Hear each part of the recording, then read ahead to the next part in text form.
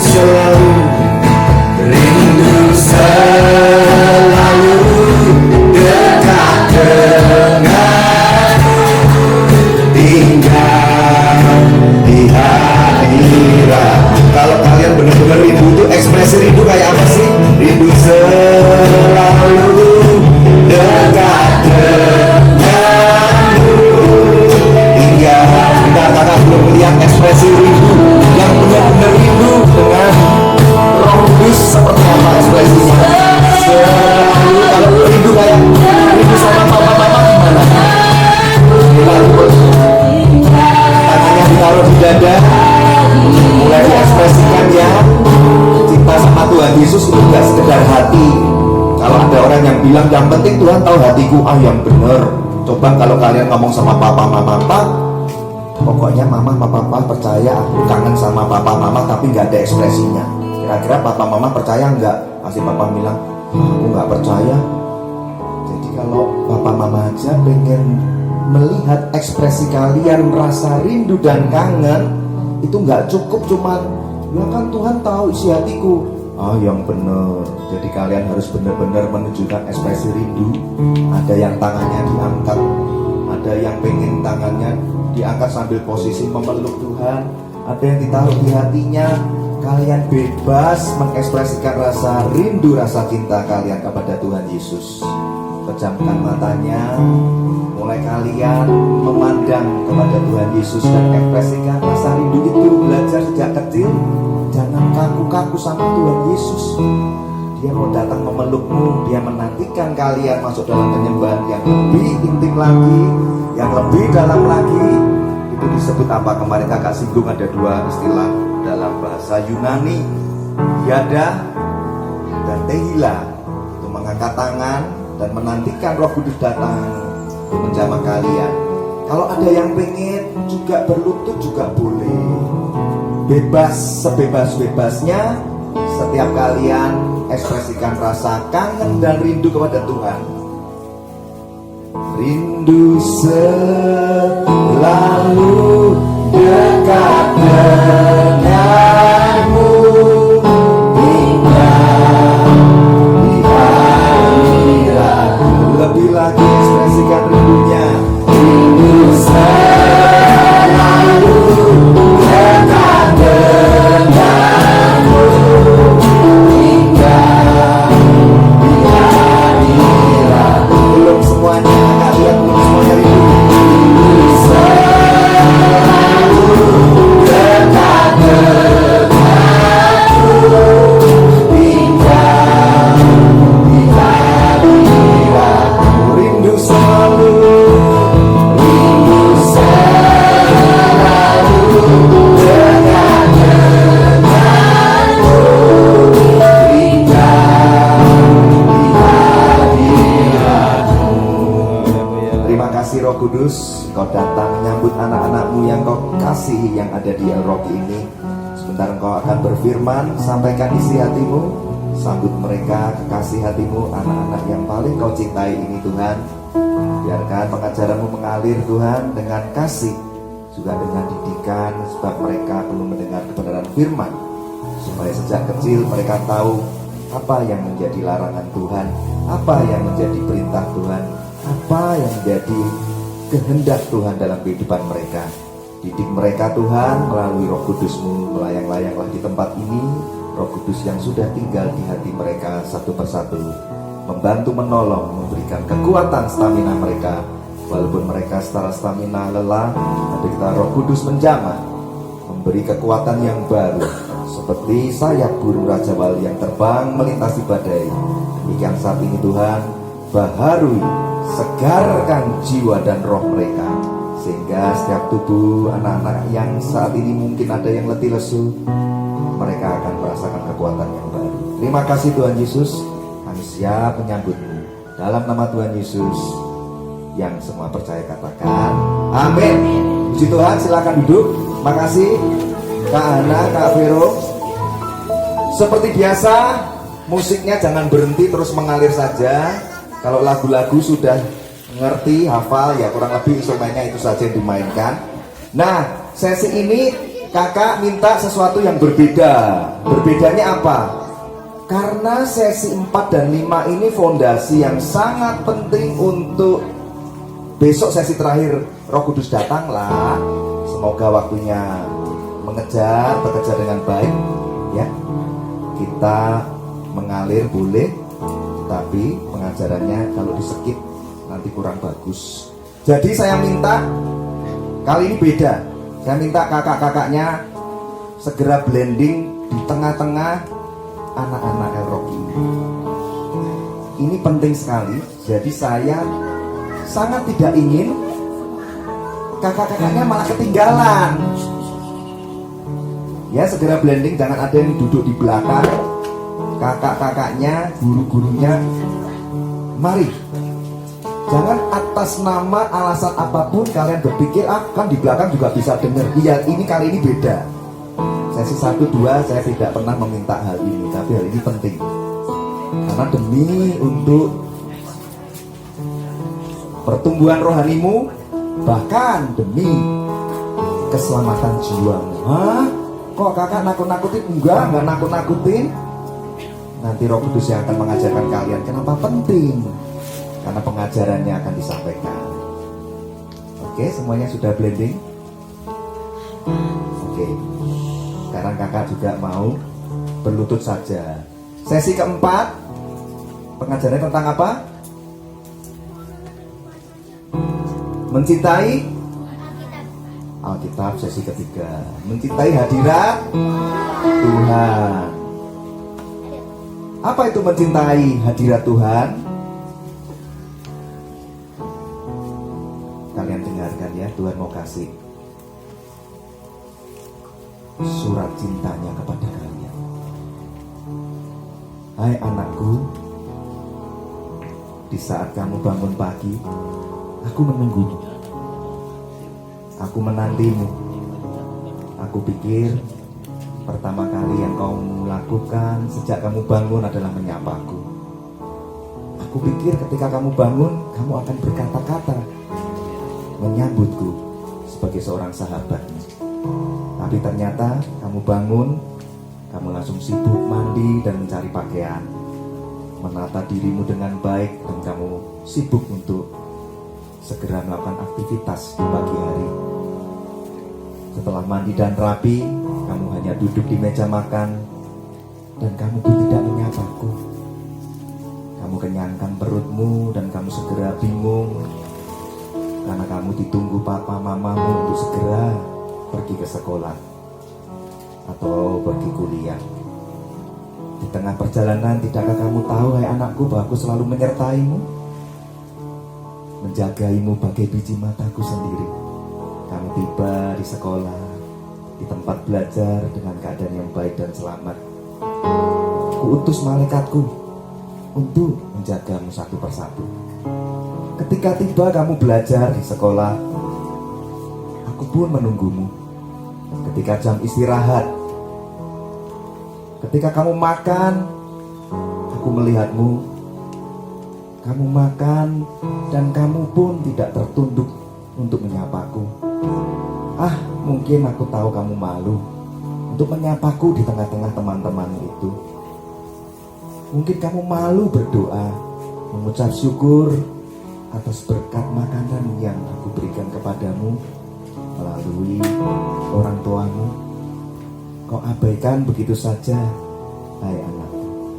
Tapi aku masih tetap setia dan sabar menunggumu hingga selesai acara sekolah. Itu saat yang ku nanti, karena aku pikir kamu pasti sudah akan segera sampai di rumah. Kamu mandi dan sudah beres. Kamu punya banyak waktu bebas untuk menyapaku. Ternyata yang kamu lakukan adalah kamu sibuk untuk melihat HP-mu, sibuk kamu main game, melakukan hobi-hobimu. Sementara aku menunggumu, hai anakku. Kamu sibuk nonton TV, film-film seri kesukaanmu, film-film superhero kesukaanmu, membalas chat teman, kau gosipkan teman-temanmu, kamu tertawa-tertawa. kamu melupakan aku yang menunggumu di hari ini. Aku masih berharap ada malam petang datang, kamu akan berusaha menyapaku, walau hanya sebentar. Tapi aku salah. Hanya tinggal energi yang sedikit yang kau berikan, dan kamu pun tertidur lelap. Sekali lagi aku harus menunggumu di dalam engkau tertidur. Hai anakku, ketahuilah bahwa setiap hari aku menunggumu. Di tengah-tengah kesibukanmu, aku selalu menanti. Tidakkah kau punya waktu sebentar saja untuk menyapaku? Dari sahabatmu, Tuhan Yesus Kristus. Yang kakak sampaikan adalah isi hati Tuhan buat kalian. Tuhan menantimu setiap hari. Tidakkah kau punya waktu sedikit pun untuk Tuhan? Itulah yang disebut mencintai hadirat Tuhan. Tapi kak, aku gak pandai merangkai kata-kata. Ya gak apa-apa. Kan Daud juga dipilih Tuhan bukan karena dia pandai dan hebat, tetapi semua yang Tuhan lihat adalah hatinya. Hatinya yang begitu melekat dan dekat dengan Tuhan. Gak perlu pintar kalian merangkai kata-kata dalam tulisan ataupun dalam bentuk kalimat. Sapa saja sahabat baikmu, Tuhan Yesus Kristus. Sebab dikatakan apa? Tidak ada sahabat yang rela memberikan nyawanya bagi orang-orang yang dikasihinya. Dialah Yesus Kristus Tuhan. Kalian boleh cek punya sahabat, your best friend sebaik apapun, tidak akan pernah menggantikan posisi Tuhan Yesus. Your true best friend, sahabat yang rela mati, berikan nyawa dengan cara yang hina, dengan cara yang mengerikan, digantung di kayu salib. Hanya Tuhan Yesus yang mau lakukan itu. Jadi kalau dia menantimu setiap hari, hanya minta waktu 1 jam saja untuk bisa berjaga-jaga dengan Tuhan Yesus, ngobrol dari hati ke hati, berdoa melalui saat teduh. Tidakkah engkau memberikannya? Masakan dari 24 jam waktumu kau habiskan untuk memenuhi semua kesukaanmu, hobi-hobimu. Masakan 1 jam saja tidak bisa kau dedikasikan untuk mengasihi pribadi Allah yang telah menebus dosamu, yang telah sungguh-sungguh mengasihimu. Itulah arti mencintai hadirat Tuhan. Amin. Lalu bagaimana kak aku mau belajar cintai hadirat Tuhan? Caranya adalah yang pertama, kita harus belajar mencintai saat teduh pribadi kita di hadapan Tuhan. Karena saat teduhnya anak-anak harus belajar. Kenapa kita harus belajar saat teduh? Dan kenapa saat teduh itu penting sekali? Karena kalau kita mengabaikan saat teduh pribadi dengan Tuhan atas nama kedewasaan rohani, kakak mau katakan itu merupakan suatu hal yang sangat mendukakan Tuhan, karena tidak mengalir dari hati yang mengasihi. Seperti kalau kalian setiap hari hanya bilang, mah, pak, bye, aku pergi sekolah dulu. Terus mama bilang, kok nggak ada hak sih? Kok nggak ada cium sih? Udahlah mah, pokoknya mama tahu aku cinta, aku sayang. Kalian nggak bisa hanya merasa sudah tahu banyak kebenaran firman Tuhan, tapi kalian nggak punya rasa cinta yang mendalam kepada Tuhan Yesus melalui saat teduh. Atas nama sudah banyak tahu banyak hal dan kedewasaan rohani, dan kamu abaikan saat teduhmu, itu bisa menjadi kejatuhan yang amat dalam di hadapan Tuhan. Nanti kakak beritahu dasar firman-Nya. Jadi hari ini kalian harus mulai tahu ya bahwa Tuhan selalu menunggumu setiap hari. Harus ada perasaan gini loh, aduh aku hari ini capek, tapi aku belum menyapa Tuhan lewat saat teduhku. Harus ada punya perasaan yang hilang dari kehidupanmu. Ada rasa yang hilang kalau 1 hari saja nggak masuk hadirat Tuhan. Ya, ini pesan buat nggak cuman buat El Rocky Kids, buat semuanya yang mendengarkan. fondasi yang amat sangat penting. Daud menuliskan di Mazmur 84 ayat 2, 3, dan 5. Demikian firman Tuhan. Betapa disenangi tempat kediaman-Mu ya Tuhan semesta alam. Jiwaku hancur karena merindukan pelataran-pelataran Tuhan. Hatiku dan dagingku bersorak-sorai kepada Allah yang hidup. Berbahagialah orang-orang yang diam di rumah-Mu, yang terus-menerus memuji Engkau. Itu hatinya Daud, seperti itu melekatnya. Gak bisa tiap hari gak menyapa Tuhan. Jadi kalau sudah jadi orang percaya, jangan ikut Tuhan karena mengalir dari rutinitas atau roh agamawi. Ini Tuhan tegur dengan keras. Ikut Tuhan karena dasar mengalir dari hati yang sungguh-sungguh mengasihi Tuhan Yesus. Jadi kakak ingatkan, sekali lagi jangan karena merasa aku kan udah gede kak, kalau anak-anak Rocky mah bolehlah dinasehatin. Enggak, ini buat semuanya. Tuhan terus menunggu siapapun juga. Lalu bagaimana saat teduh pribadi yang intim dengan Tuhan itu? Kalian ingat ya kisah di Taman Getsemani ketika Tuhan Yesus berkata, anak manusia akan diserahkan tangan orang berdosa. Jadi dia gemetar, dia trembling, dia takut banget. Karena Yesus itu 100% Allah, 100% manusia. Jadi dia merasakan ketakutan seperti kita. Jadi Tuhan Yesus tahu bahkan dia akan ditangkap, disiksa, dipukul, ditendang, digebuk, diludahi, dicambuk 39 kali, dan bahkan akan mati di kayu salib. Dia tahu proses itu. Maka dia bilang kepada murid-muridnya, ada berapa banyak murid Tuhan Yesus saat itu? 12. Tapi ada 3 yang spesial di hati Tuhan. Siapa dia? Tuhan juga punya loh. Walaupun ada 12 murid sudah spesial nih, dari 12 ada 3 yang very special. Pintar. Ada 2 lagi. Pintar, tinggal 1. Petrus, Yohanes, 1 lagi ya. Yakobus. Pintar. Tuhan bilang, Petrus, Yohanes, dan Yakobus, ayo ikuti aku, temani aku berdoa di Taman Getsemani ini. Hatiku takut, hatiku gentar, rasanya seperti mau mati. Tapi ternyata ketika Tuhan Yesus berdoa, dia berseru, ya Bapa, jikalau mungkin ambil cawan penderitaan ini lalu dari hadapanku, tapi biarlah bukan kehendakku yang terjadi, biarlah kehendakmu yang terjadi. Tuhan meneteskan peluhnya seperti darah. Kalian pernah bayangkan nggak? Kalian kalau ketakutan paling gemetar, keringetan. Tuhan ketakutan itu peluhnya, keringatnya menetes seperti darah. Itu artinya ketakutan yang sangat hebat. Wajar secara ke sisi manusianya Tuhan Yesus.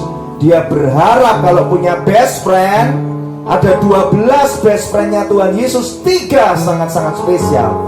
Minimal bisa menemani perasaan Tuhan di saat itu di Taman Getsemani. Ternyata kalian tahu kisahnya, Petrus, Yakobus, Yohanes, apa yang mereka lakukan? Bubuk, tidur. Seperti ada satu anak kita tidur, capean, gak apa-apa ya. Makanya yang saat ini belum sampai tidur, berdoa, Tuhan, ini sesi penting, aku gak mau kehilangan pengajaran ini. Aku mau cinta hadirat Tuhan. Beriku kekuatan Tuhan supaya aku gak ngantuk. Karena kalau aku diajak mainan game sama kakak-kakak, aku bisa pompa diriku untuk gak ngantuk. Tapi kenapa? Ketika aku mendengar firman-Mu, aku gak kuat, aku gak bisa ngantuk. Roh Kudus tolong aku, bukankah Engkau Roh yang menolongku?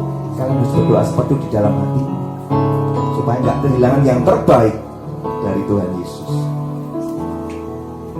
Lalu Tuhan Yesus jawab apa ketika melihat Petrus, Yohanes, Yakobus malah ngorok? Ya dia pasti sedih, dia butuh ditemani. Dan Yesus berkata apa? Ya sudah, Kamu kalau nggak bisa menahan rasa ngantukmu itu, kalau kamu nggak bisa menahan sisi kedaginganmu sebagai manusia, udah lanjutkan tidur. Tapi Tuhan sekali lagi, dia harus berhadapan sendirian menanggung semua penderitaan yang hebat itu. Sampai tiba waktunya, kalian tahu ya, Tuhan Yesus harus ditangkap dalam kesendirian, disiksa, dipukul, dihajar. Semua murid-muridnya meninggalkan Tuhan Yesus. Tidak ada satupun yang berani berdiri tegak menemani Yesus. Oleh sebab itu, prinsip mencintai hadirat Tuhan ini kakak mau tekankan buat kalian. Sampai Tuhan Yesus berkata seperti ini kepada 3 best friend-nya, Petrus, Yohanes, dan Yakobus. Tidakkah kamu sanggup berjaga-jaga dengan aku 1 jam saja? 1 jam saja Petrus, 1 jam saja Yakobus, 1 jam saja Yohanes, 1 jam saja Gagah, 1 jam saja Joan, 1 jam saja Obaja, 1 jam saja Mika, 1 jam saja Miku, 1 jam saja Kak Ani, 1 jam saja Kak Xavier, 1 jam saja. Sahabatku, tidakkah engkau sanggup berjaga-jaga dengan aku?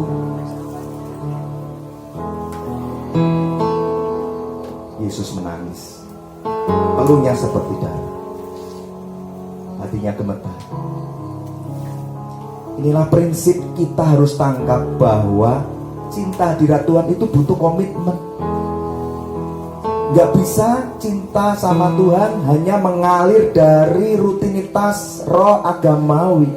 Tadi kakak udah kasih contoh.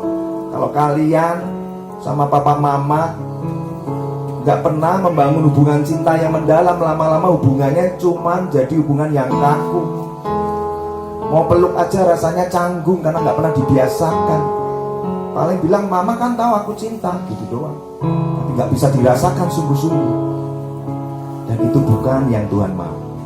Lalu bagaimana caranya kalau kita mau cinta hadirat Tuhan? Tidak ada cara lain, cinta saat teduh.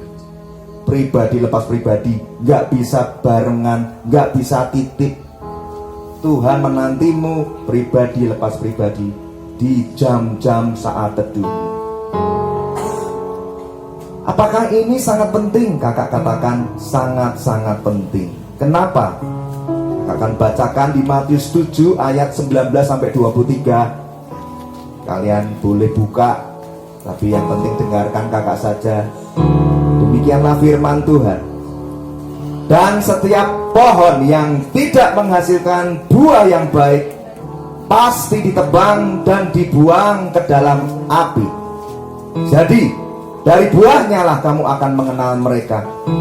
Dan bukan setiap orang yang berseru kepadaku Tuhan, Tuhan akan masuk dalam kerajaan surga, melainkan dia yang melakukan kehendak Bapakku yang di surga. Pada hari yang terakhir. Apa nih maksudnya pada hari yang terakhir? Pada hari penghakiman Tuhan.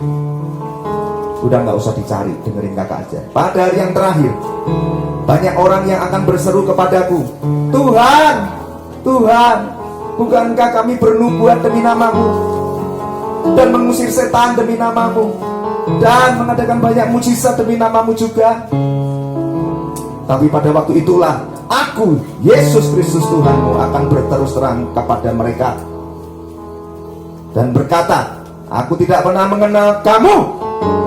Enyahlah daripadaku, kamu sekalian pembuat kejahatan. Kenapa kakak kayak marah? Kakak gak marah. Kalian boleh selidiki pakai tanda seru. Kalau baca firman dihayati, tanda seru, tanda koma, tanda tanya itu ada artinya. Jiwai sungguh-sungguh betapa Tuhan ini sangat serius. Matius 7 ayat 23 itu tanda seru semua. Aku tidak pernah mengenal kamu. Bukan aku tidak pernah mengenal kamu. Baca firman kalau nggak sungguh-sungguh, kehilangan banyak mana di hidupmu, kehilangan banyak arti di hidupmu. Dan Tuhan bilang apa? Enyah kamu membuat kejahatan. Wow. Coba kalian renungkan, siapa yang dienyahkan Tuhan? Siapa yang ditolak Tuhan? Bukankah mereka yang berseru-seru di akhir zaman nanti? Tuhan kok gitu sih? Masa Tuhan nggak kenal?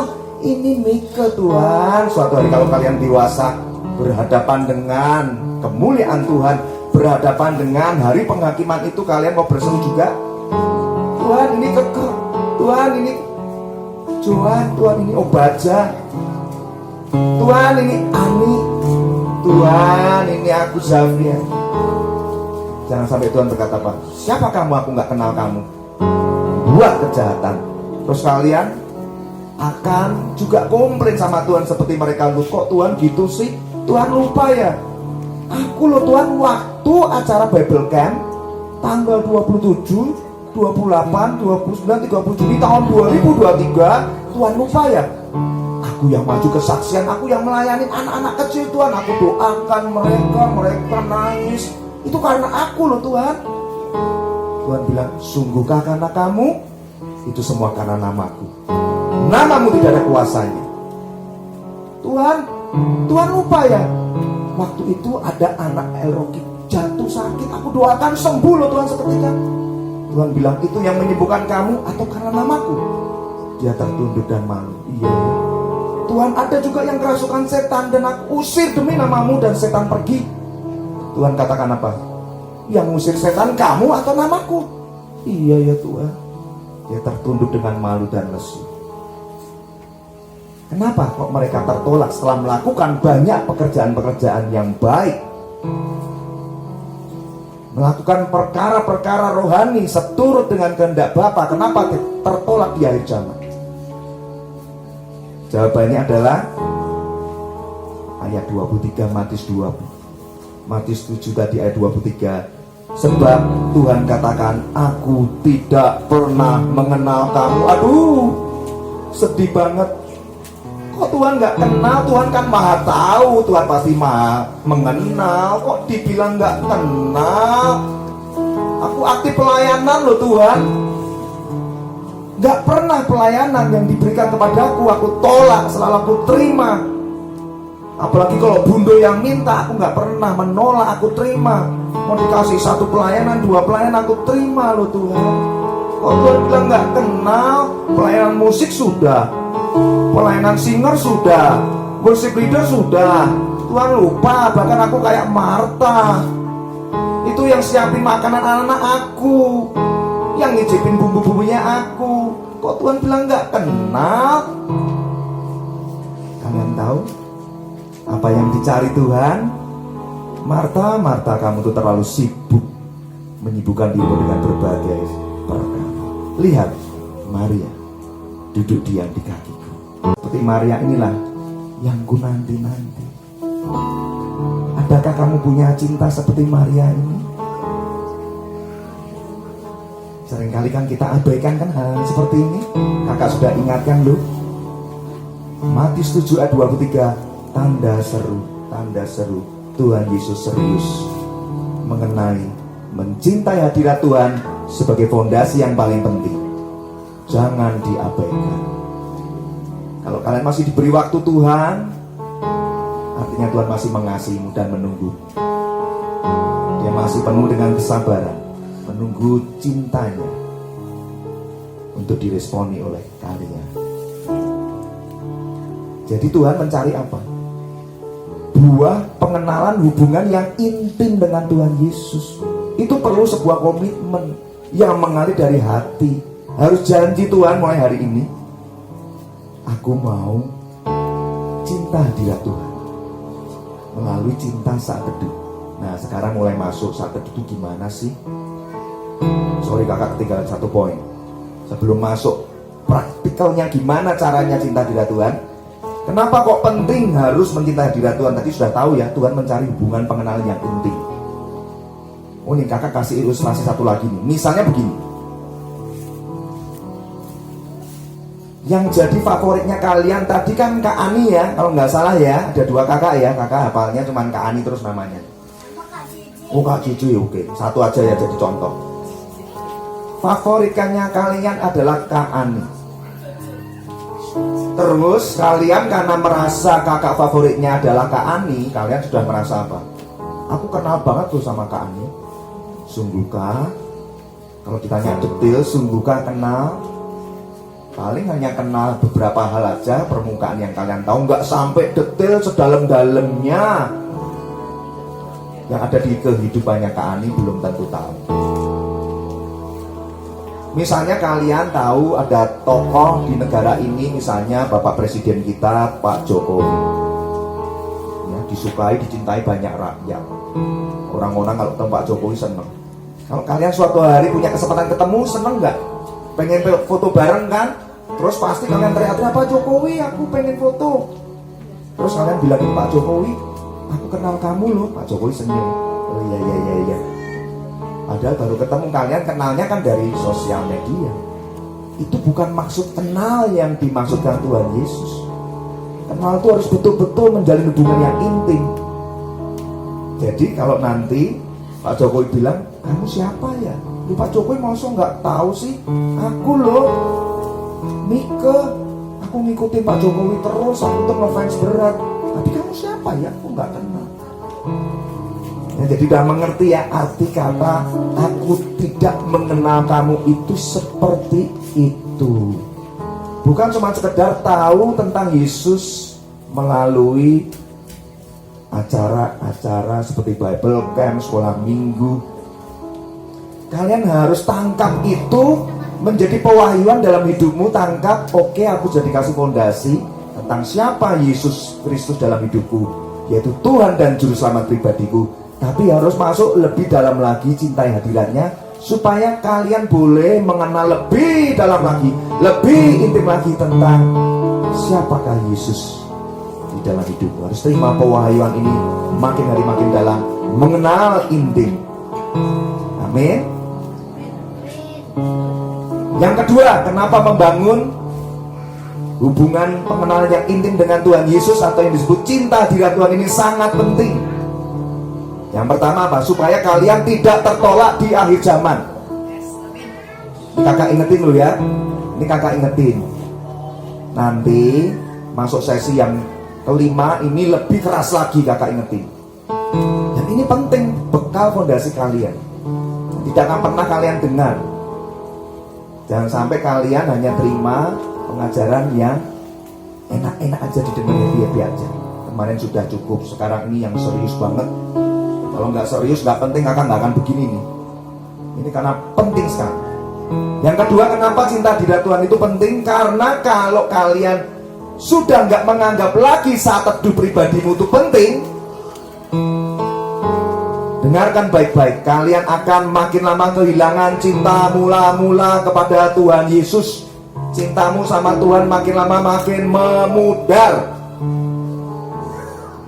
Dan ini nggak hanya untuk anak-anak Rocky loh, kakak-kakak, guru-guru sekolah minggu nggak kebal dengan dosa ini. Kehilangan cinta mula-mula kepada Tuhan Yesus adalah dosa yang amat sangat dalam. Nah, kakak-kakaknya mungkin sedang komplain di hatinya, ngajarnya ngawur ya. Siapa bilang? Kita buka dasar firmannya. Katanya kalau ngajar hati-hati sekali, nggak ada dasar firman nggak mau ngomong. Wahyu 2 ayat 1-7. Wahyu 2 ayat 1-7.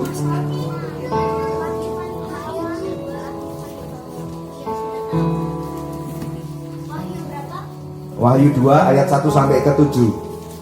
Kitab Wahyu adalah kitab yang akan segera digenapi ketika Tuhan Yesus datang nanti. Ya, ini kitab pewahyuan dan pesan ini sangat penting. Ini pesan Tuhan kepada jemaat di Efesus. Artinya pesan Tuhan bagi tipe jemaat Efesus kayak apa sih? Ternyata jemaat di Efesus itu adalah jemaat yang kehilangan cinta mula-mula. Apa tuh cinta mula-mula? Cinta mula-mula itu kayak kemarin tuh loh, sesi 1 dan sesi 2. Kalian itu dipeluk Tuhan Yesus sampai nangis, merasakan kasihnya yang luar biasa. Itu api cinta mula-mula, dijaga. Jangan memudar. Pulang dari Bible Camp jangan sampai memudar. Gimana cara jaga api cinta mula-mula supaya berkobar-kobar terus menyala, nggak memudar nyala apinya? Gimana caranya? Saat teduh harus dijaga dengan intim setiap hari. Yang kedua, cinta mula-mulanya dijaga juga. Udah ketemu ya Wahyu pasal 2? tuliskanlah kepada malaikat jemaat di Efesus, inilah firman dari Dia yang memegang ketujuh bintang itu di tangan kanannya dan berjalan di antara ketujuh kaki dian emas itu. Dengarkan baik-baik. Aku tahu segala pekerjaanmu, baik jeripayahmu maupun ketekunanmu. Aku tahu bahwa engkau tidak dapat sabar terhadap orang-orang jahat, bahwa engkau telah mencobai mereka yang menyebut dirinya rasul, tapi yang sebenarnya tidak demikian, bahwa engkau telah mendapati mereka pendusta. Dan engkau tetap sabar dan menderita oleh karena namaku, dan engkau tidak mengenal lelah. Ayat keempat, jangan kaget. Namun demikian, aku mencela engkau, karena engkau telah meninggalkan kasihmu yang semula. Sebab itu, ingatlah betapa dalamnya engkau telah jatuh. Ada tanda seru enggak anak-anak? Kakak-kakak? Bertobatlah dan lakukanlah lagi apa yang semula engkau lakukan. Jika tidak demikian, aku akan datang kepadamu dan aku akan mengambil kaki dianmu dari tempatnya jikalau engkau tidak bertobat. Siapa bertelinga, hendaklah ia mendengarkan apa yang dikatakan Roh kepada jemaat-jemaat. Barang siapa menang, ia akan kuberi makan dari pohon kehidupan yang ada di taman Firdaus Allah. Jadi kalian tahu, di ayat yang kedua dan ketiga, dengarkan kakak kasih kesimpulan ya. Tipe jemaat Efesus ini jemaat the best. Kalian gak akan temui di seluruh dunia ada tipe jemaat kayak di Efesus. Kenapa? Tuhan bilang apa? Jemaat di Efesus ini ibaratnya gereja Efesus El Rocky. Ya, namanya mirip sama kalian di El Rocky. Kalau ini gereja Efesus El Rocky. Ciri-cirinya begini. Tuhan puji, Tuhan mau menguji. Jemaat ini luar biasa. Tuhan bilang gini, aku tahu pekerjaanmu, jeripayahmu, ketekunanmu. Kamu bikin acara Bible kan setiap tahun tuh keren banget. Aku tahu. Semua kakak-kakak bayar harganya. Pada kurang tidur. Semua melakukan effort yang terbaik untuk acara ini. Aku tahu engkau tidak dapat sabar juga sama orang-orang jahat. Kalau kalian lihat orang jahat ini gak sabar, pengennya membela, pengennya mendoakan.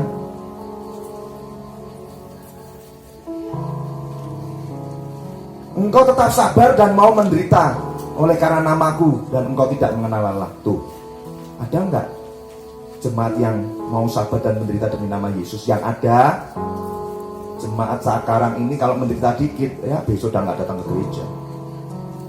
Diomelin sama kakaknya, sama guru, sama bundu, sakit hati, besok gak ke gereja lagi. Emang gereja cuma di sini, di sebelah banyak tuh yang terima aku. Hati-hati. Kalau didikan gak mau didengar, terus berpikir pindah-pindah sana sini. Di sana kakaknya baik kok, di sini aku diomelin terus. Hati-hati.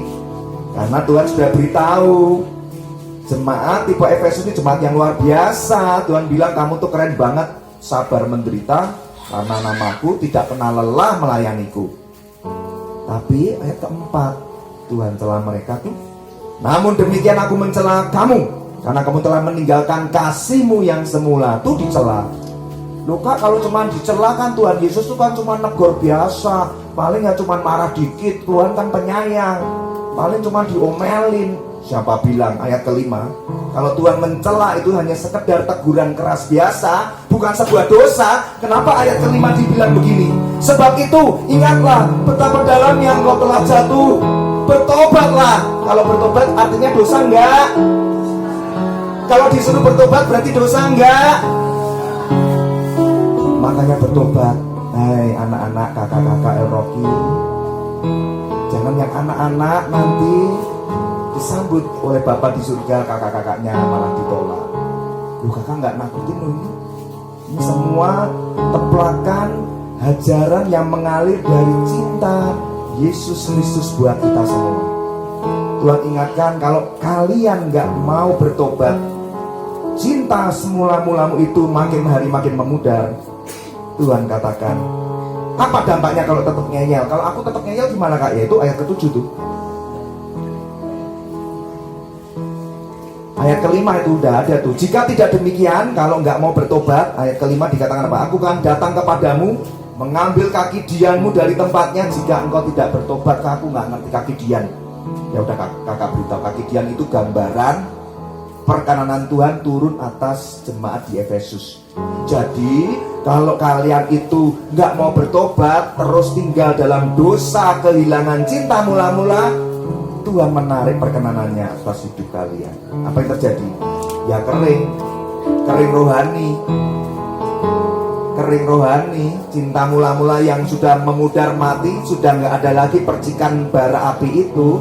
Terus apa yang terjadi kalau kering rohani? Ya kalau kalian biarkan terus menerus, masalah yang besar makin datang. Rumah tangga makin hancur porak-poranda kalau papa mama suami istri masing-masing nggak menyadari ada dosa, kehilangan cinta mula-mula, dianggap masalah sepele. Kalau orang Jawa bilang perkara kecil jadi gede, senggol dikit bacok, pernah denger nggak?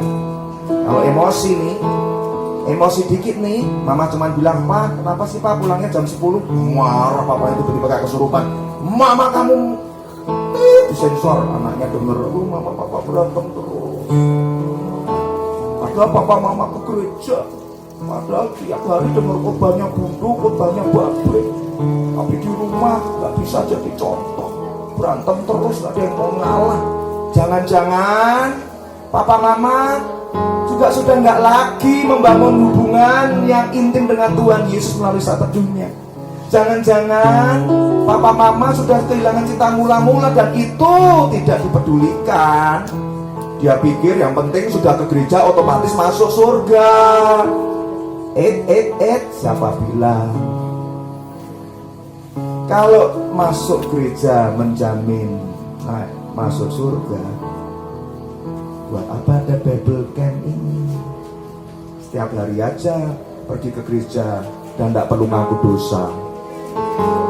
Toh kakak-kakak guru sekolah minggu nggak serba tahu.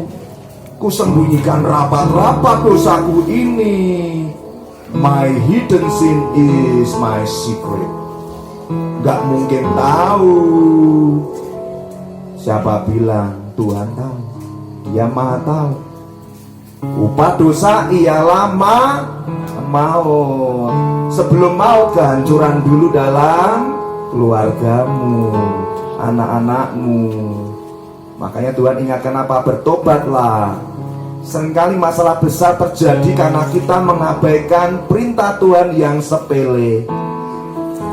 Soal mengobarkan api cinta mula-mula ini, dampaknya luar biasa, kerusakannya gede banget. Gak percaya? Ya gak apa-apa, kakak kan cuma sampaikan isi hati Tuhan saja. Juga makin ekstrim. Jadi kalian harus punya fondasi yang kuat. Kalau papa mama gak bisa jadi contoh dan teladan iman saat ini, kalian boleh berdiri tegak dan berkata, Tuhan Yesus, seperti Daud berkata, sekalipun papa mamaku meninggalkanku, Engkau menyambut aku. Pakai aku Tuhan untuk jadi alat memulihkan papa mama yang saat ini mungkin belum bisa melihat. Keluarkan air matamu mendoakan untuk papa mamamu. Bilang begini, Tuhan, ku kontrakkan air mataku untuk pemulihan papa dan mama. Tapi yang sudah terima urapan Roh Kudus, kalian bisa berdoa dengan penuh kuasa dan berkata begini, hai iblis, jangan ganggu papa mamaku lagi. Pertengkaran berhenti demi nama Yesus. Wow, itu baru slogannya Eroki, keren banget. Eroki Kids, kuat, tangguh, hebat. Karena apa? Praktek firman. Karena apa? Karena ngerti prinsip yang paling dasar tentang cinta hadirat Tuhan is so powerful. Kalau kalian mengabaikan cinta hadirat Tuhan, hidup kekristenanmu masuk dalam kekalahan demi kekalahan demi kekalahan. Terus kamu mau bawa hidupmu ini kemana? From glory to greater glory, atau jangan-jangan kekalahan demi kekalahan. Fisiknya ada di aktivitas rohani, di dalam hatinya sedang banyak permasalahan yang menghajar bertubi-tubi kehidupannya. Masalahnya sepele, lupa cinta hadirat Tuhan. Tapi orang yang bertekun dalam hadirat Tuhan, rohnya manusia, rohnya akan kuat, bisa berdiri teguh dan berkata, iblis kamu pergi. Ketika terjadi pertengkaran papa mama, salah satu kalau manusia rohnya kuat, cinta mula-mulanya tangguh, dia akan berkata, papa, aku tetap mengasihi papa. punya kesabaran, iman yang tangguh untuk mendoakan, saling mendoakan. Ada yang mau mengalah, ada yang mau buang egonya, ngerti bahwa Tuhan Yesus kalau ego, dia nggak akan mau naik ke kayu salib. Dia pakukan egonya di kayu salib. Tuhanku pakukan harga diriku di kayu salib. Wow, itu baru keren. Ya, jadi hati-hati, jangan menghidupi kekristenan hanya dengan rutinitas agamawi. Itu disebut mengalir dari roh agamawi. Ini berbahaya dan iblis tepuk tangan. Lanjutkan, terus lakukan kegiatanmu, terus. Karena iblis tahu gak ada kuasanya, biarin aja, terusin aja. Dan kalian ketakutan melihat, ini papa mama kok gak bangkit-bangkit ya, papa mama kok gak bisa melawan ya, tiap hari kok begini sih pemandangannya, ini gimana ya, kok berantem terus, kok kekalahan terus, gak pernah aku lihat mereka tuh saling berpelukan, saling mengasihi. Kalian bangkit. Daud dipakai Tuhan sejak dia kecil, diurapi jadi raja, mengalahkan banyak musuh. Kalian dipakai Tuhan memulihkan orang tua. Amin. Gak usah mikir gini, Kak, harusnya papa mama dong yang bertobat, maksud kami kasih tugas. Sudah, gak usah mikir itu. Papa mama udah dewasa, papa mama juga ngerti firman kok. Tinggal cepet-cepetan aja mana yang punya hati seperti kalian, lebih dulu mengaku dosa, mau bertobat, cepet-cepetan masuk hadirat Tuhan. Udah, itu aja. Yang penting tujuannya satu, aku rindu lihat pemulihan terjadi untuk keluargaku. Amin. Jadi anak-anak, kalian yang tahu bahwa papa mama perlu didoakan, berdoa. Masuk hadirat Tuhan, jangan tinggalkan untuk doakan papa mama. Ya, jadi kalian sudah tahu ya. Kesimpulannya, cinta hadirat Tuhan hanya melalui satu teduh pribadi yang intim. Tanpa itu, kalian tidak akan pernah menghasilkan buah pengenalan yang intim dengan Tuhan. Dan kalau kalian abaikan, jangan kaget suatu hari Tuhan akan bilang, aku tidak mengenal kamu, enyah dari hadapanku, pembuat kejahatan. Dan jangan kalian hanya bisanya komplain Tuhan, lupa ya, Xavier Tuhan lupa, Ani Tuhan, Johan tuh. Ya kalau Tuhan jawab, aku tahu kamu, mari masuk dalam kebahagiaan rumah Bapakku. Waduh bang, senang banget kalau Tuhan bilang, nyah, aku gak kenal kamu.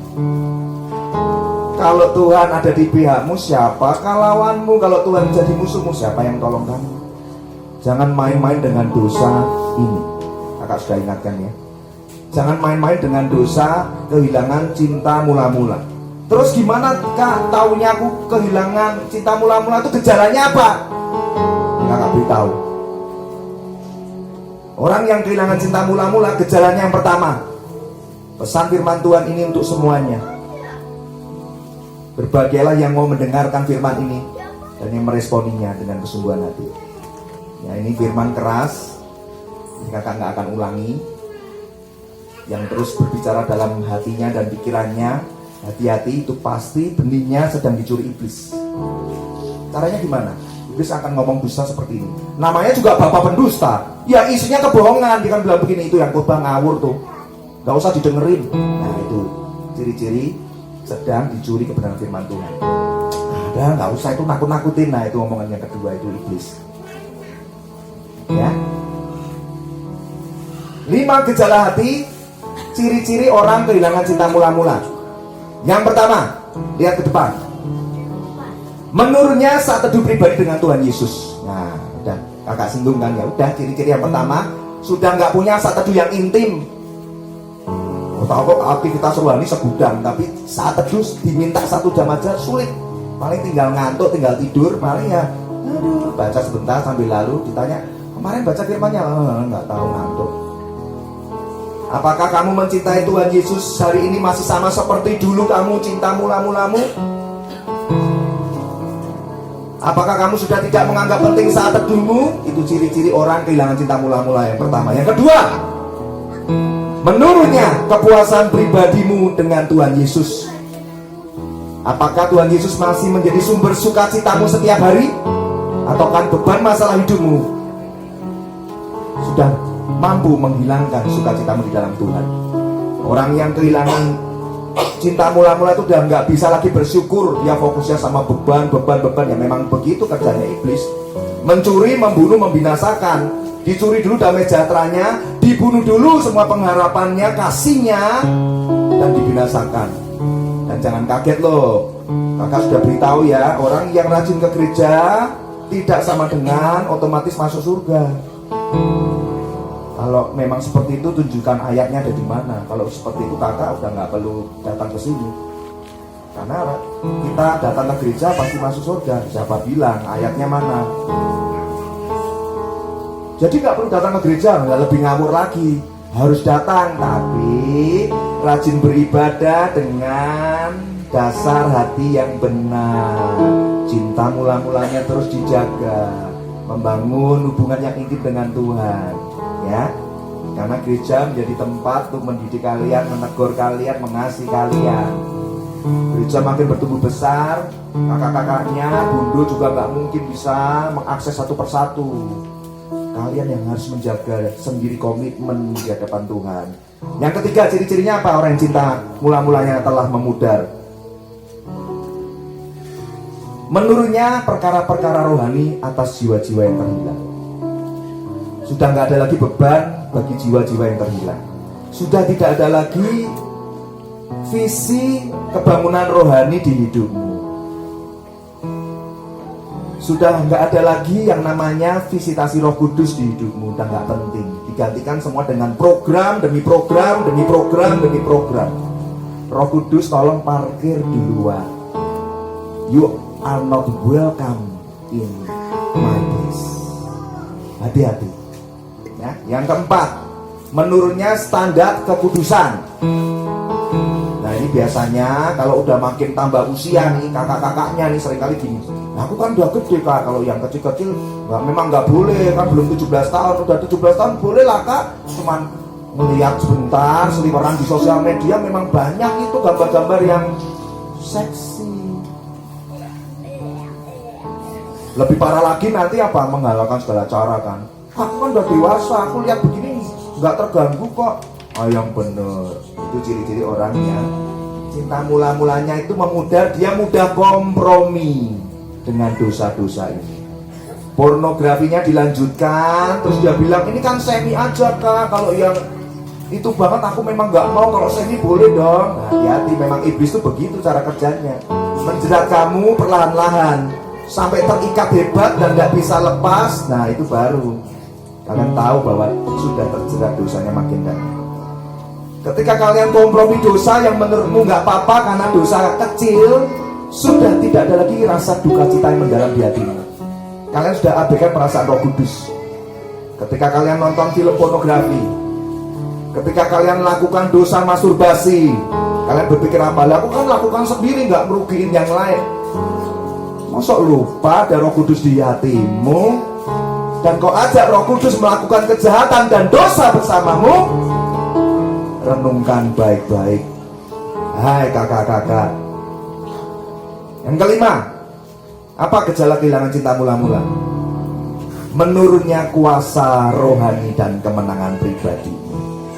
Coba renungkan, dari tahun ke tahun ikut Tuhan ini, kalian mengalami kekalahan demi kekalahan, jatuh kembali ke dalam dosa dan kebiasaan lama yang buruk, yang penuh hawa nafsu, atau kalian mengalami kemenangan demi kemenangan. Kalian menemukan dirimu ini sudah nggak bisa lagi mengatasi semua dosamu yang terikat pornografi, ya terus aja bertahun-tahun nggak bisa sembuh. Yang terikat dengan berbagai dosa kenajisan yang nggak bisa beres-beres, terikat dengan dosa kepahitan yang nggak bisa beres-beres. Ada dulu waktu dapat kobaran cinta mula-mula, gampang itu, langsung pertama kali kakak waktu pertama kali bertobat nih, dapat api cinta mula-mula, nomor satu Roh Kudus langsung beritahu, kamu itu berdosa, jahat sama adik iparmu yang namanya ini. Wah dulu kakak ini musuhan banget sama adik ipar. Mau tahu banget apa mau tahu aja? Toh kakak beritahu juga baca nggak tahu ya. Ya kakak beritahu, namanya Andre. Waktu itu Roh Kudus menemplak Kak Cahaya dan Roh Kudus beritahu begini, kamu harus ke rumahnya, minta maaf. Kakak sempat komplain di hati, Loh Tuhan, aku kan kokonya, kakaknya aku lebih gede, mukaku ditaruh di mana kalau minta maaf sama dia? Lagian dia tuh nyebelin banget, sombong banget. Masa menghina aku, dibilang rumahmu kecil, rumahmu sama tasnya bosku, malah tasnya bosku. Kakak dulu sakit hati banget. Tapi ketika cinta mula-mula, Roh Kudus bereskan semuanya itu. Kamu harus kesana. Jadi kakak kesana, kakak yang minta maaf, peluk dia, bayangin itu. Tapi karena Roh Kudus sumber kekuatanku, kakak lakukan itu. Kami berdua tangis-tangisan, terjadi pemulihan. Sampai sekarang hubungannya baik. Dan dampaknya luar biasa. Ketika kakak dipulihkan, kakak minta maaf sama Andre. Dia sekarang pun hidupnya dipakai Tuhan. Dia juga kesaksian kemana-mana. Dia bilang begini, pertobatanku adalah gara-gara aku bertemu dengan koko iparku dan aku dipulihkan. Dia dulu perokok berat.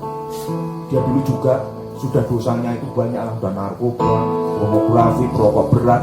Dia udah silet-silet jalan tangannya karena hidupnya penuh kepahitan, penuh kebencian, amarah. Orang seperti ini memang kalau dideketin akan mencemarkan orang lain, menaburkan kepahitan, kesombongan. Maka Kak Cahaya dulu ikut kena, tersinggung banget, ngomongnya pedes banget. Memang aku dulu miskin, tapi jangan sombong begitu. Tapi ketika kakak dipulihkan, kakak peluk Andre, ternyata dia juga mengalami api lawatan Roh Kudus. Dia pun bertobat. Rokoknya instan, besok sudah ditinggalkan. Sampai anaknya bingung, papa udah gak ngerokok lagi. Dulu sudah kayak kapal selam, artinya tiap jam. Di sini kalau masih ada yang merokok, bertobat. Bertobat, mulut untuk memuji menyembah Tuhan. Dari mulut yang sama keluar kekudusan, dari mulut yang sama keluar ketidakkudusan. Ciri-ciri orang kehilangan cinta. Tapi kakak tahu kalau khotbah seperti ini, iblis nggak akan tinggal diam. Dia akan bilang, tunjukkan ayatnya, dilarang merokok ada enggak? Kakak akan jawab, ada tuh di pom bensin. Pom bensin aja tahu kalau merokok itu bahaya.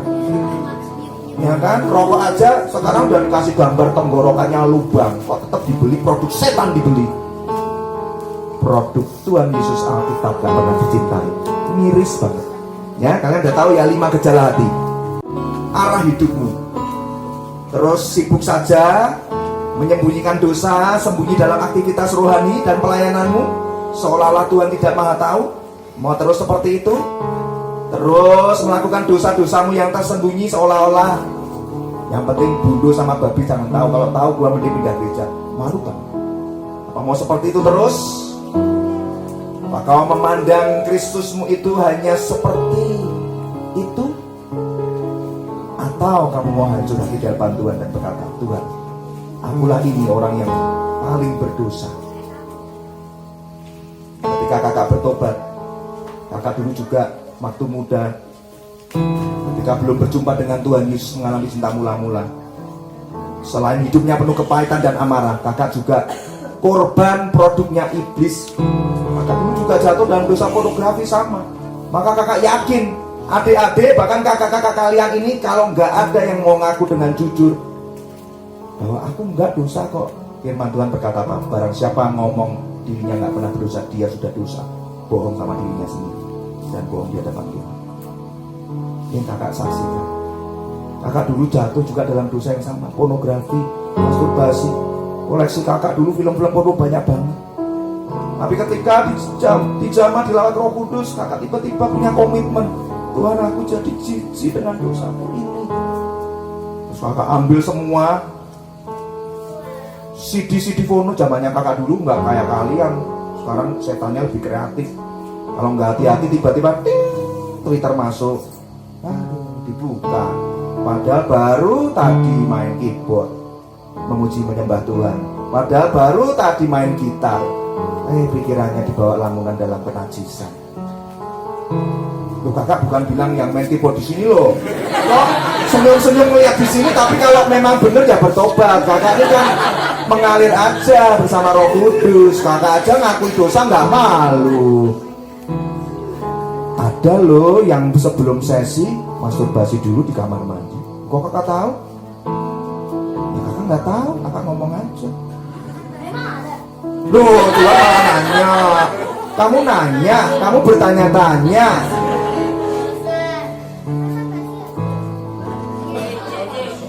Yang belum tahu nanti tanya Bundo. Ya kakak nggak jelasin, pokoknya itu dosa, kenajisan, kejijikan di mata Tuhan. Pornografi nggak gitu ya. Pornografi yang tidak seharusnya ditonton karena belum usianya ya. Nah kakak komit sama Tuhan gini, Tuhan aku tahu ini pencetus dosaku, kalau aku bertobat sungguh-sungguh tapi masih aku simpan, ya aku siap-siap jatuh lagi. Kita hanya bilang aku cinta Tuhan tapi pencetus dosanya nggak mau dibuang. Kakak ambil komitmen sungguh-sungguh, buang itu, bakar semuanya dalam nama Tuhan Yesus. Terus dikira enak, bebas, merdeka, nggak ada godaan, nggak ada cobaan lagi, enak aja. Makanya kalian mumpung masih kecil ini, jangan sentuh pornografi, jangan sentuh rokok, jangan sentuh semua dosa kenajisan. Nyembuhinya susah. Kakak udah buang itu, emang pikirannya ini nggak bisa. Terus tiba-tiba hilang gitu. Iblis juga menyerang dengan dahsyatnya. Ketika kakak nggak saat teduh, diserang lagi tiba-tiba. Pikiran-pikiran dari film-film yang jahat, yang porno itu menyerang pikiran kakak. Padahal terusnya ada dibuang, diserang lagi. Kalau kakak nggak kuat saat teduhnya, ya sudah, lakukan dosa yang sama lagi dan lagi. Terus harus bagaimana? Makanya saat teduh berseru, Tuhan celakalah aku manusia berdosa ini. Dengan tubuh jasmaniku aku melayani Tuhan, tapi dengan tubuh jasmaniku aku juga melayani dosa. Betapa celakanya aku, itu doanya Rasul Paulus kayak begitu. Tuhan kasih duri dalam daging sampai Rasul Paulus berseru 3 kali, Tuhan bilang justru dalam kelemahanmu lah kuasaku dinyatakan. Jadi kak saya juga praktek seperti Tuhan, aku mau jatuh lagi, tolong aku. Tuhan kasih kekuatan. Tiba-tiba semua memori-memori yang buruk, yang jahat, yang penuh dosa itu Tuhan lambat laun bersihkan. Karena Tuhan itu nggak mungkin tiba-tiba kita dihapus, hilang ingatan. Itu bukan cara kerja Tuhan. Nanti ditanya, kamu Tuhan, bukan mulai hari ini namaku Nancy lah, kan aneh. Nggak seperti itu ya.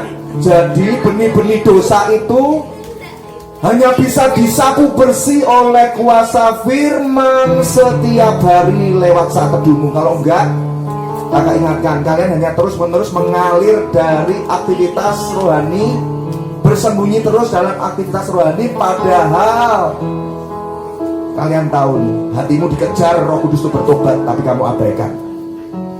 Dampaknya apa? Sudah tahu tadi, tertolak di hadapan Tuhan suatu hari nanti, ketika hari penghakiman terakhir datang. Jangan kaget, jangan sedih, minimal ingat. Kalau kalian hadapi hari penghakiman, minimal ingat, aduh Tuhan, aku ingat dulu 28 Juni Kak Cahaya dari tim TWC penakut bayi itu. Tuhan, aku sadar, aku ingat, ampuni. Kalau masih ada kesempatan enak. Masalahnya kalau udah masuk hari penghakiman, sudah terlambat. Kalau mau bertobat saat masih hidup di dunia ini, kalau sudah mati ya telat. Ingat kisah orang kaya dan si miskin Lazarus, pernah diajarin sama kakak-kakaknya, sama guru sekolah minggu. Orang kaya ini hidup dalam kemewahan, foya-foya, nggak pernah mau bertobat. Si miskin kebetulan diizinkan Tuhan menderita banyak sakit penyakit, dua-duanya mati. Nggak ada manusia yang hidup terus, dua-duanya mati. Yang satu orang kaya dibuang ke Hades, lautan api, tempat penyimpanan orang mati di luar dari Tuhan. Orang yang nggak percaya Tuhan Yesus, matinya disimpan ke Hades, tempat penyambungan orang mati di luar Tuhan Yesus, mati dalam dosa-dosanya. Tapi orang yang matinya di dalam Tuhan Yesus disimpan di Firdaus. Maka dibilang apa? Ada jurang yang tidak terseberangi. Itu orang kaya berseru-seru kan, tolong dong, suruh dia cucukkan jarinya di segelas air minum ini. Panas, panas. Itulah neraka. Terlambat. Kalau mau bertobat saat ada kesempatan. Amin. Nah sekarang kalian sudah tahu ya, punya fondasinya. Maka nggak mau skip yang namanya cinta hadirat Tuhan, ini penting. Jadi cinta hadirat Tuhan melalui apa? Kok melalui amin? Melalui cinta saat teduh. Terus praktek saat teduhnya gimana? Nah sekarang kakak mau ngajarin kalian kalau praktek saat teduh itu kayak gini loh. Ingat ya, minimal 1 jam. Pak kok kayak katanya nggak boleh mengalir dari roh agamawi, kok kakak juga ngajarinya 1 jam ya? Kalau belum bisa 1 jam nggak apa-apa. sekuatnya dulu, yang penting konsisten. Kalau kakak ngajarnya 1 jam karena itu yang diminta Tuhan Yesus. Tidak kan mau sanggup berjaga-jaga aku 1 jam, lagian kebangetan tuh. Kalau 1 jam saat teduh itu nggak bisa, kebangetan. Kalian main game aja berapa lama? 10 jam tuh. Non stop sampai papa mamanya marah gitu kan. Nah, Tuhan cuma minta 1 jam. Terus saat teduh itu gimana? Nah, saat teduh itu gini loh caranya. Ini kakak ajarin ya, yang kakak lakukan ketika bertobat sungguh-sungguh. Kakak tahu kalau nggak lakukan saat teduh, walaupun kakak buang pencetus dosanya, kakak masih bisa jatuh lagi karena pikiran ini rentan diserang iblis. Memori-memori yang buruk dari dosa-dosa lama, iblis masih akan terus menyerangmu, menggocokmu di pikiran. Sudah mengampuni, tapi tiba-tiba kalau kalian nggak saat teduh nih, rohmu lemah, iblis ingatkan lagi peristiwa-peristiwa masa lalu yang menyakitkan hatimu, yang ditolak lah, yang dibenci lah, yang dibuang lah, yang dipermalukan lah, pokoknya membangkitkan lagi dosa-dosa dan amarahmu. Karena pasti itu udah gampang ujinya, pasti nggak saat teduh. Pasti nggak cinta hadirat Tuhan. Orang yang cinta hadirat Tuhan, dia akan menang setiap hari. Oke? Fokus ke depan. Gimana caranya saat teduh? Yang pertama seperti ini. Cari waktu yang tepat. Kemudian jangan ada banyak distraction atau gangguan.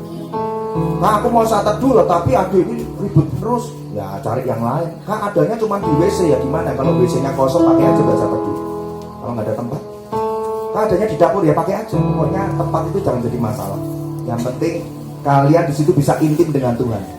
Pertama kali yang kakak lakukan adalah doa ucapan syukur.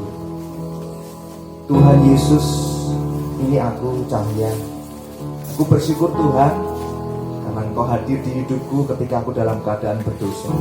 Terima kasih Tuhan Yesus, Kau telah mau menjumpai aku dalam keadaan dosaku yang begitu besar. Terima kasih buat karya salibmu Tuhan Yesus, Kau mati bagiku. Terima kasih buat mahkota duri yang Kau rela kenakan di kepalamu, mengingatkanku betapa kotornya pikiran kenajisanku selama ini mengikutmu. Ampuni segala dosaku Tuhan. Takkan pernah ku biarkan mahkota duri yang telah menebus dosa-dosa yang ada di pikiranku ini. Aku gak mau jatuh lagi Tuhan. Berikan aku kekudusan di pikiranku ini. Terima kasih Tuhan buat tanganmu yang terpaku di kayu salib,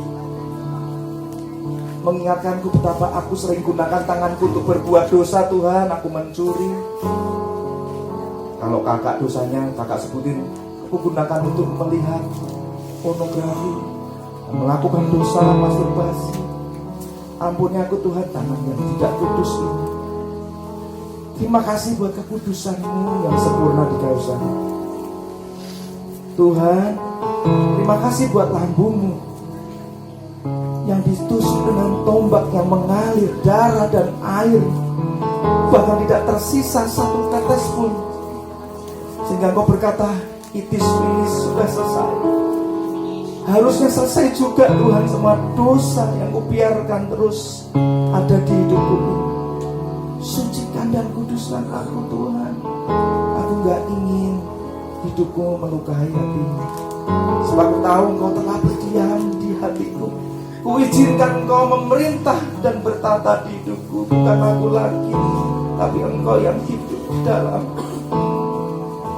Seperti itu baru doa ucapan syukur. Kakak kalau praktekkan pasti nangis, karena setiap hari kalau kakak lakukan ini pasti nangis. Karena cinta mula-mula itu seperti itu. Kalau kalian menghayati makna pengorbanan dan kematian Tuhan Yesus, rasanya sudah gak ada lagi kesedihan di hatimu. Nah, kalian itu menyadari gak pengorbanannya begitu besar? Karya terbesar hidupku, pengorbananmu yang selamatkanku.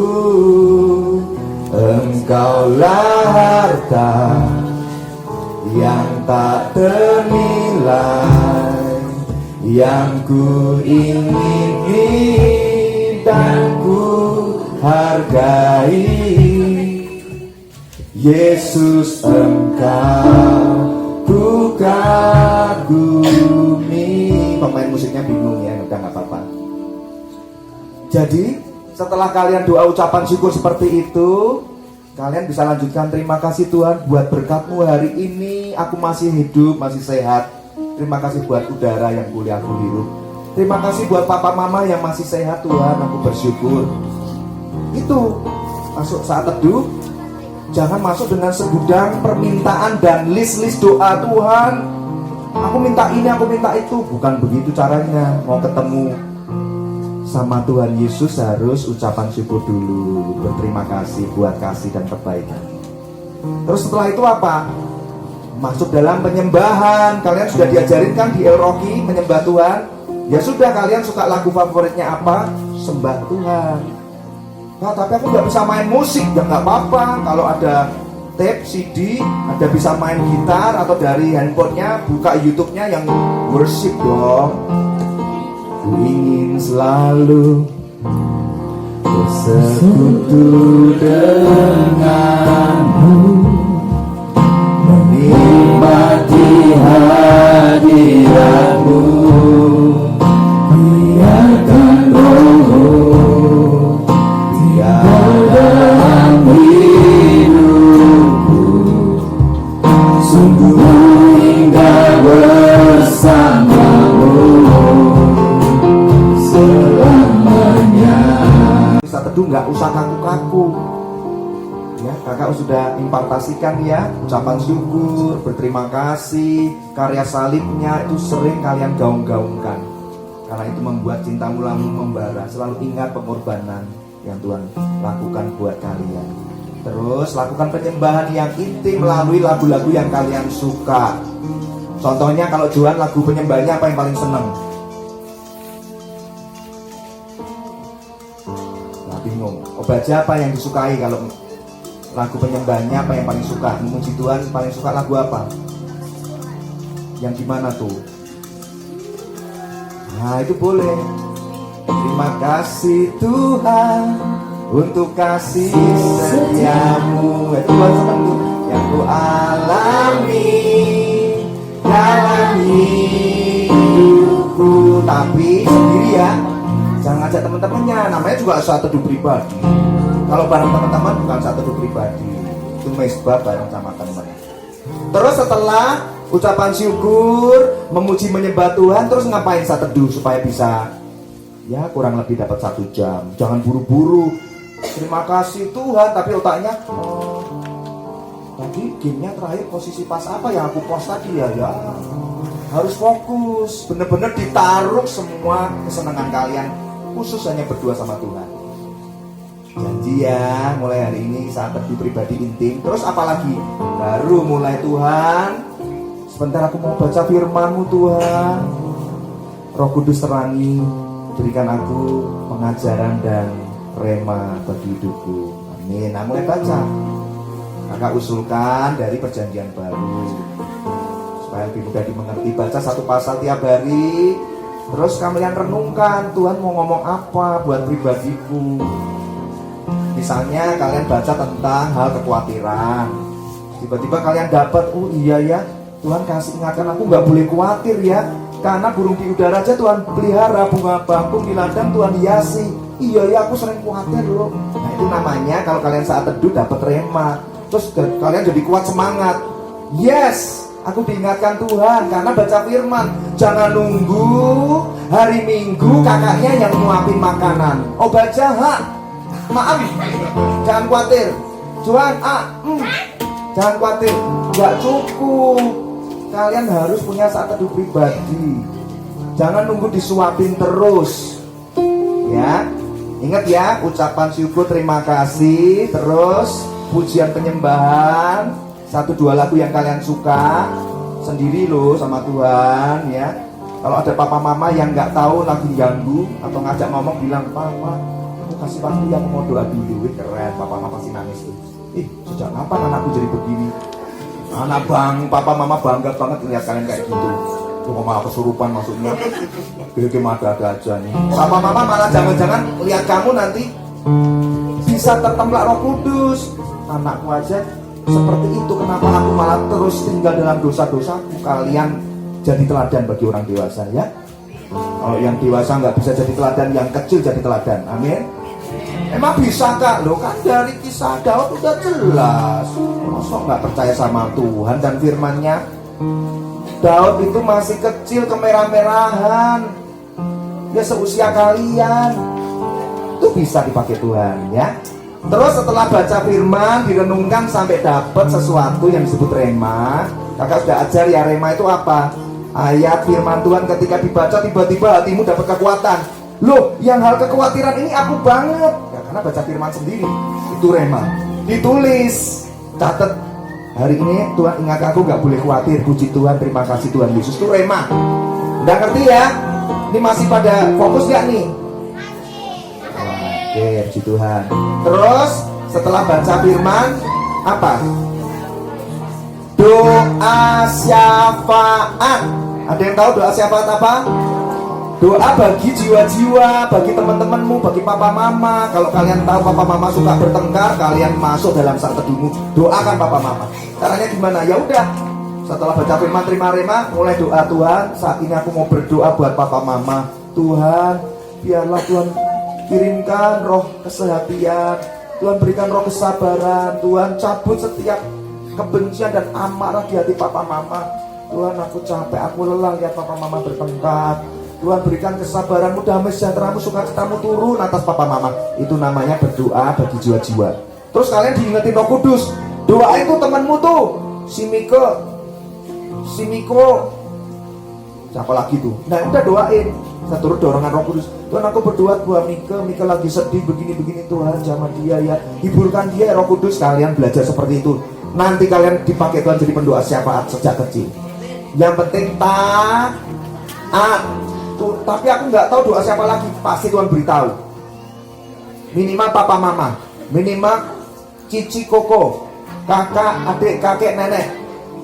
Anak tunggal doakan papa mamanya, kakek neneknya, temennya, guru-guru sekolah minggunya. Apalagi yang kalian bilang itu kakak favoritku. Wow, masuk dalam list doanya anak-anak loh. Doa anak-anak tuh so powerful karena mengalir dari hati yang polos, yang nggak tricky. Ya, so hadirat Tuhan apa adanya, bukan ada apanya. Beda. Terus setelah doa syafaat apa? Nah baru ngomong, Tuhan, kalau boleh aku mau minta. Nah udah, kalian pengen punya harapan apa? Kalau itu seluruh kehendak Tuhan, Tuhan dengar. Seringkali kita salah masuk hadirat Tuhan tuh langsung bawa segudang daftar permintaan. Kayak kalau kalian belanja ke Indomaret, mama borong, itu kan struknya keluarnya panjang kan, sampai berlembar-lembar. Jangan kayak gitu kalau masih hadirat Tuhan. Segudang permintaan, nyapa juga enggak. Langsung, Tuhan, tolong Tuhan tobatkan suamiku. Tuhan, suamiku selingkuh. Tuhan, suamiku kasar. Tuhan, suamiku begini, enggak tanggung jawab. Tuhan sampai Kita sedang menghadap siapa ini?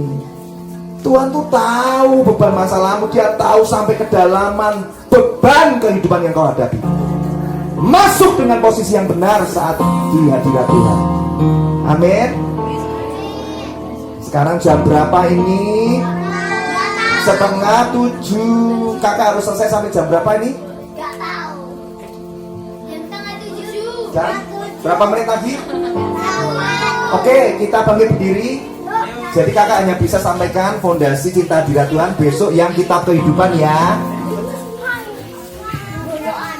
Sekarang kalian sudah belajar tentang fondasi cinta hadirat Tuhan melalui cinta saat teduh pribadi. Nah, kita tutupnya saat ini begini. Kita praktekin sama-sama. Siap? Kita praktekin sama-sama saat teduh bareng-bareng. Ya, supaya apa? Ingat, hafal. Nah, masih contohnya harus bareng-bareng. Sekarang angkat tangannya dulu.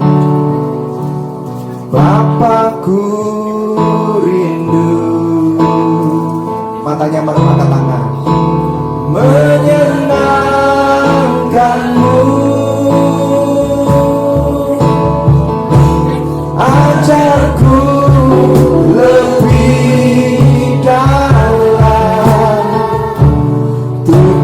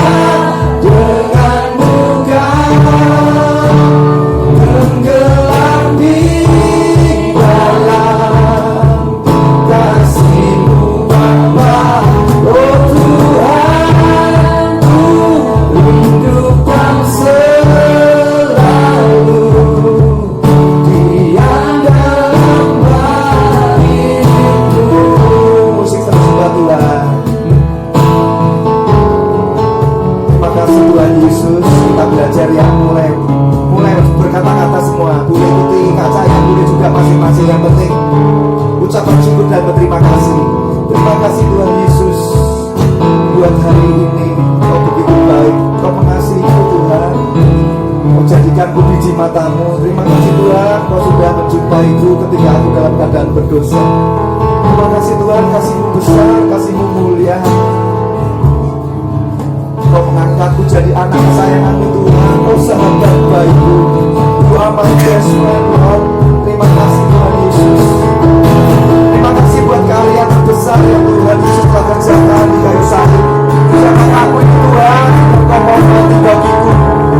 Sungguh aku layak di hadapan-Mu Tuhan, aku manusia yang berdosa. Terima kasih Tuhan, Kau mau mati bagiku. Terima kasih Tuhan. Terima kasih ya Roh Kudus, Kau mau mati bagiku. Terima kasih buat mahkota Kudus. Terima kasih buat tangan yang terpaku. Terima kasih buat kaki yang terpaku.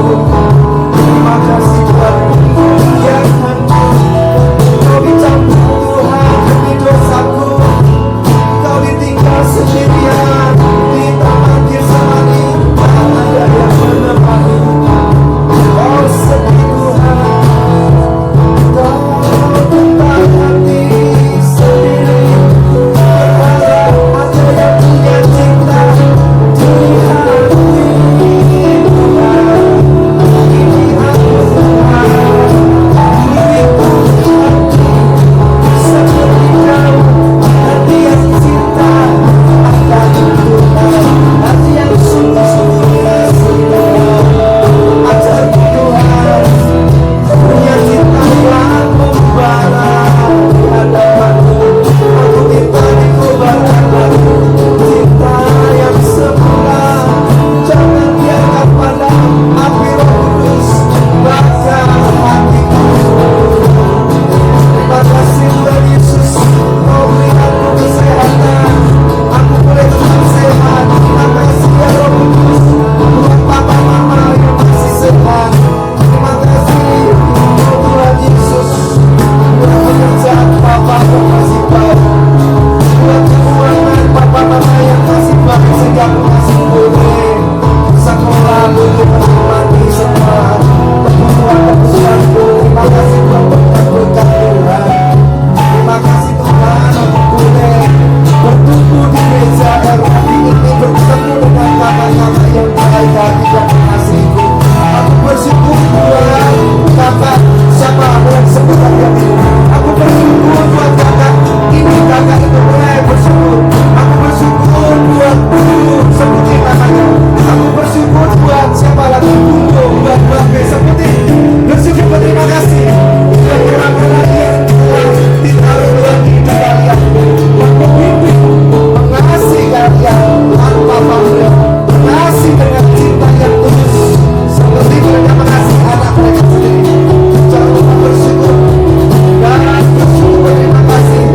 Terima kasih ya Roh Kudus. Terima kasih Tuhan.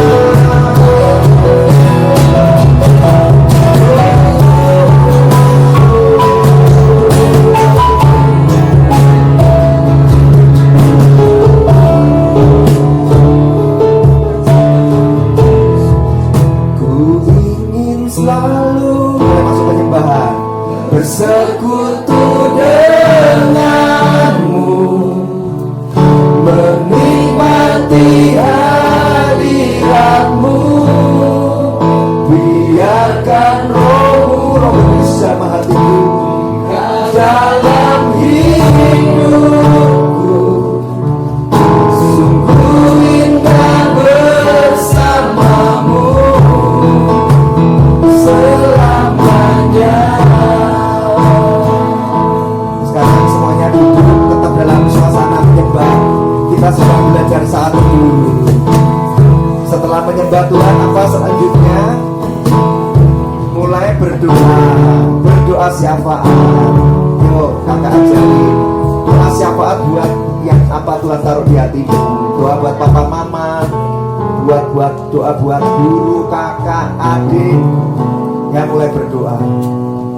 Tuhan, aku berdoa buat papa mama. Tuhan beri kesehatan, Tuhan berkati pekerjaan dan usahanya. Tuhan, aku ingin papa mama terus ada damai sejahtera dan sukacita di hati. Tuhan, aku sering lihat mama suka menyendiri dan tiba-tiba menangis. Aku gak tahu Tuhan, tapi aku minta Tuhan menjamah hati mama. Beri kekuatan di hati mama, karena mama sangat berarti bagiku Tuhan.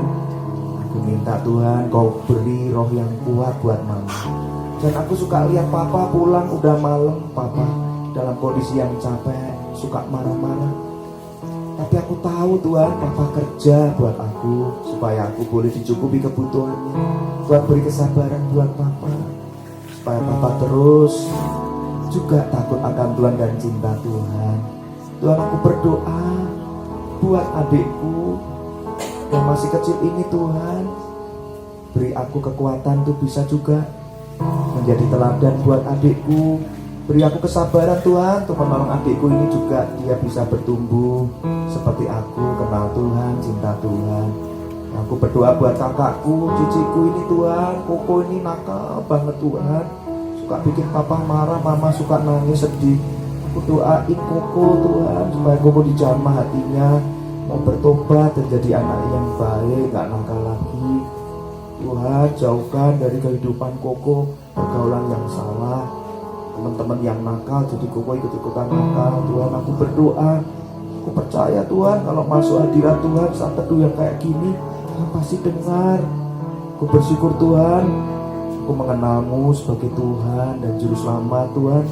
Kamu sahabatku yang sejati Tuhan, Kau pasti dengar doaku.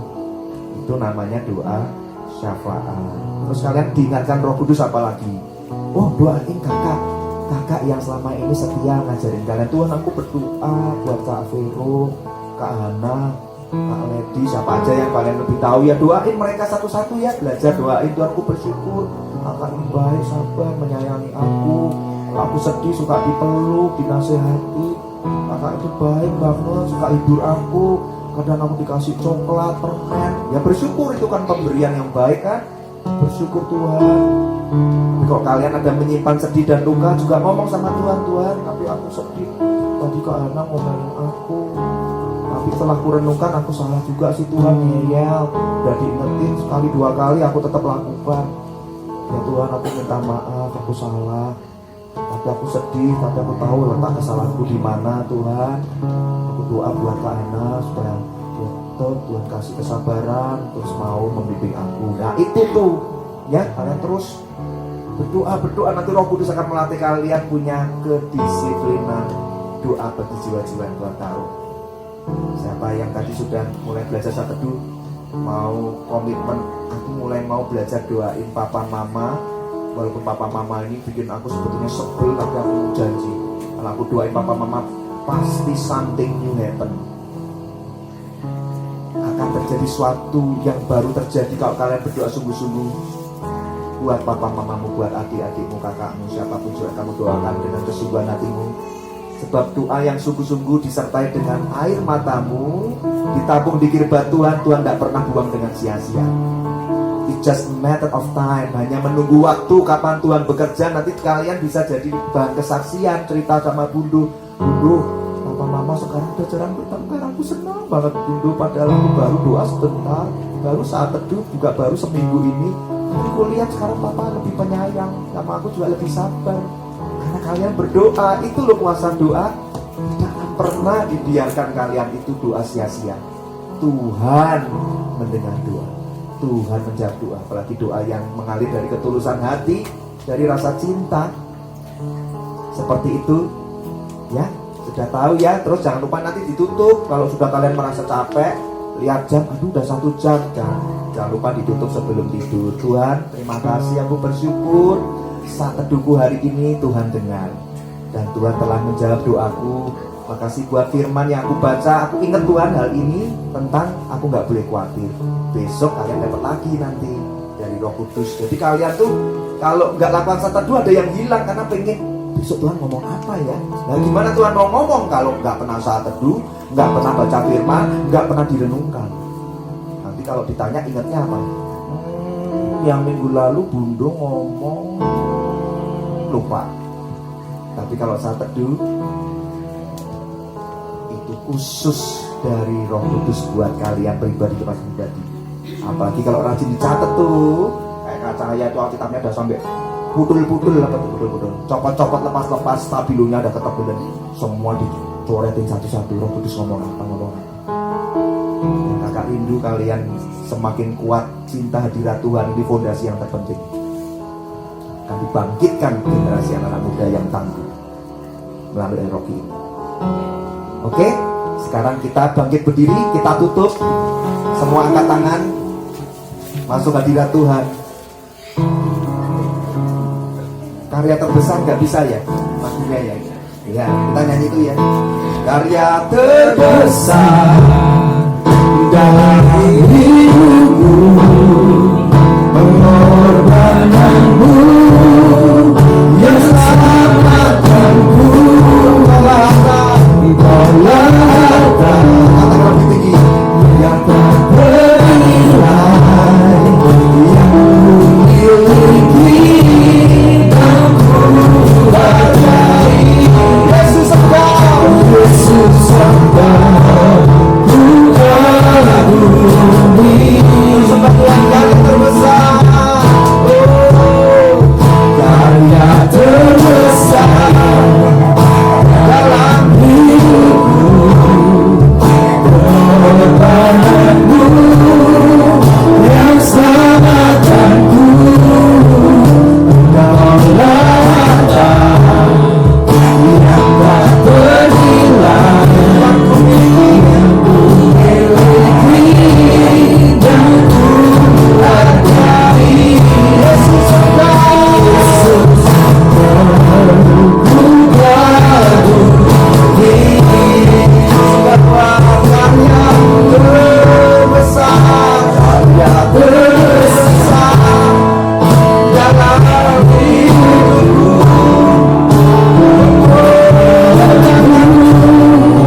yang selamatkanku, engkau lakukan yang tak bernilai, yang ku miliki aku hargai. Yesus engkau, ku kagumi. Terus kita persembahkan dengan lagu ini. Angkat tangan lebih tinggi. Itu ketika kami berdoa. Tuhan Yesus, malam hari ini, malam pembebasan, aku mengakui, akulah orang yang berdosa yang wajar di dunia. Akulah yang selama ini telah melakukan berbagai dosa dan kejahatan di matamu. Terima kasih buat firman yang menegurku, sekalipun keras, tapi karena Tuhan mengasihiku, supaya aku tidak tertolak di akhir zaman. Tuhan, ini aku berkomitmen untuk mencintai hadiratmu lebih lagi, mencintai saat teduh pribadimu lebih lagi. Api Roh Kudus bakar hatiku yang sudah hilang cinta Tuhan itu. Tuhan mau hari ini menjadi kejatuhan yang amat sangat dalam di hatiku. Aku mengorbankan kembali api cinta Tuhan di hadapanmu. Tuhan Yesus, tolong aku, sucikan kuduskan aku, semerah apapun dosa-dosaku telah diputihkan seperti salju di dalam nama Tuhan Yesus. Unclean spirit, get out in the mighty Jesus name. Di dalam nama Tuhan Yesus, aku perintahkan saat ini, roh kegajisan pergi di dalam nama Tuhan Yesus. Roh kebaikan pergi di dalam nama Tuhan Yesus. Roh amarah, roh perpecahan, roh perpecahan di dalam rumah tangga, di dalam kehidupan suami istri, roh kesedihan, roh stres dan depresi dalam kehidupan kalian di tempat ini, pergi di dalam nama Tuhan Yesus. Mengembara di tempat yang takut dan jangan kembali lagi. Darah Yesus saat ini menutup tubuh jiwa roh semua anak-anak dan semua anak-anak yang telah mengangkat tangannya. Iblis, kau tidak punya hak di atas tubuh jiwa roh mereka. Mereka telah dibasuh dengan darah Tuhan Yesus. Menerai ilahi telah turun atas kehidupan mereka. Di dalam nama Tuhan Yesus, di dalam nama Tuhan Yesus, aku telah disucikan, aku telah dikuduskan, aku telah dimerdekakan.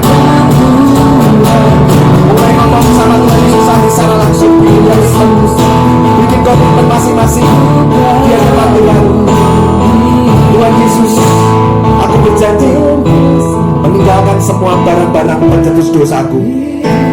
Tak akan lagi kusimpan atas nama kedewasaan rohani. Aku mau mengaku Tuhan, semua benda-benda itu telah mendukakan hatimu. Tak akan lagi kusimpan dan kusembunyikan rapat-rapat. Engkau Allah yang maha tahu dan kau telah menegurku. Aku berjanji Tuhan, hari ini juga akan kubuang semua pencetus dosaku.